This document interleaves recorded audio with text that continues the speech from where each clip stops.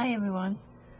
I've been asked by several people to do a video showing how I put my Doily books together. It's no different, I don't think, than most people. However, there are several different methods of doing this, and I just like doing a fast, easy way, to be honest with you. You can use tacky glue. I don't, because I don't like the smell of this. I don't like the texture of it. I don't like anything about tacky glue. Just a disclaimer there. I'm not a tacky glue person. And I have stuff falling everywhere over here. I use a hot glue gun. It's fast. It holds a long time. Well, it's always held for me.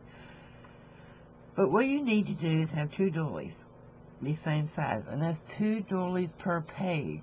So however many pages you want in your doily book is how many you need to multiply by 2. I do 4 in my small doily books.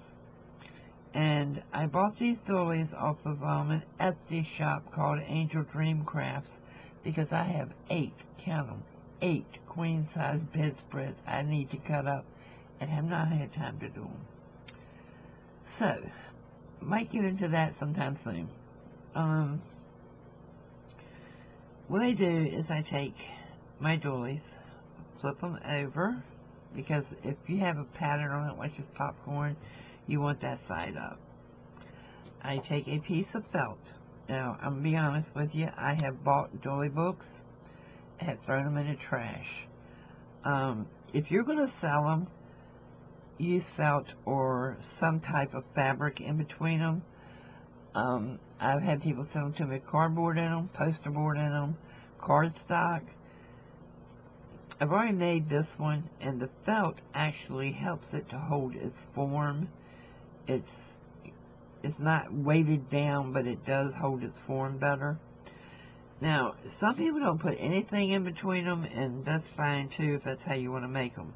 If you're making them just for yourself. If you make them to sell, put the time and effort into it. Okay, I have one I finished because I ran out of glue when I tried to do the video, and one I started. So I'm going to go ahead and finish this one real quick on camera. And I probably put too much on there. And you need to make sure you line up the shape of the doily when you go to glue it down.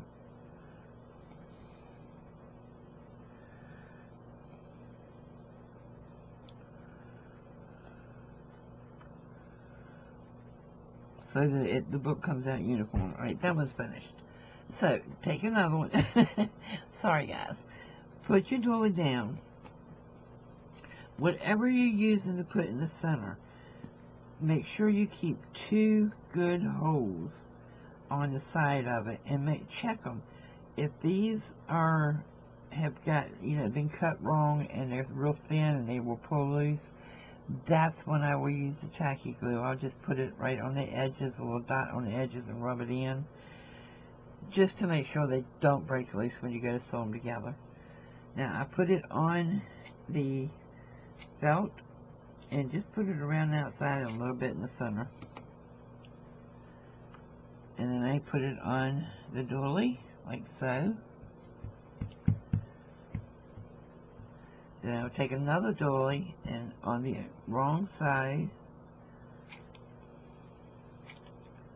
you can put it on the doily, you can put it on the felt. Either way, whichever way you want to do it. Again, line up your shape of the doily.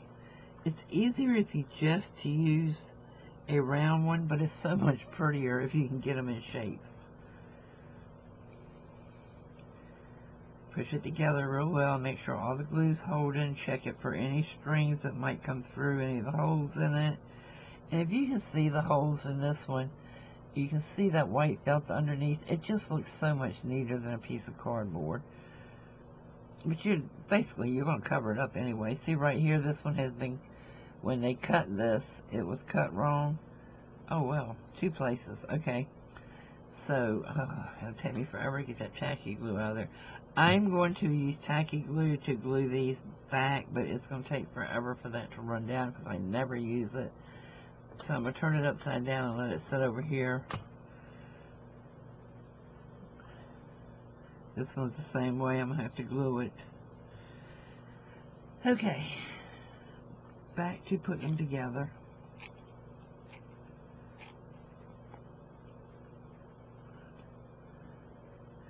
And if you want to do a shoddy, I'm sorry, I should have said that. If you don't want to put this, glue this together, just turn it and find a good section to do your tie-throughs. But, I always do fix mine. I want it all to be uniform and nice looking, so I don't leave any broken pieces off. And I suggest you get in the habit of doing the same thing. Just, don't cut corners, especially if you're going to sell it. Don't cut corners. Make it neat, make it, attractive. Make it so people are going to want to come back and buy another one for gifts or tell their friends about it, and they'll come and buy them. I sell these things like crazy in craft fairs. I mean, you can't keep them.